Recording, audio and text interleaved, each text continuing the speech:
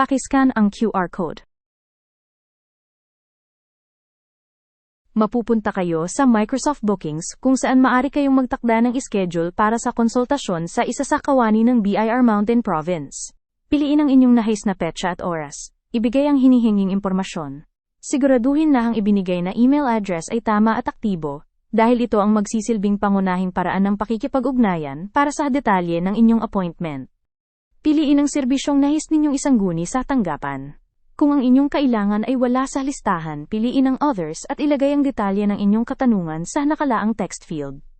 Suriing mabuti ang lahat ng inyong inilagay bago pindutin ang book. Isang confirmation email ang ipapadala sa inyo sa email. Kung hindi ito makita sa inyong inbox, tingnan ang inyong spam folder. Upang masiguradong matatanggap ninyo lahat ng update ukol sa inyong konsultasyon, pindutin ang Not Spam. Ang mensaheng ito ay naglalaman ng link na kailangan upang makasali sa meeting sa itinakdang oras.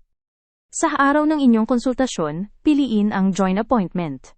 Pindutin ang three-dot menu icon sa itaas na bahagi at siguraduhin nakacheck ang Desktop Site. Kapag nag-refresh na ang browser, maaari na kayong sumali sa meeting. Ilagay lamang ang inyong buong pangalan. Piliin ang Join at hintayin na papasukin kayo.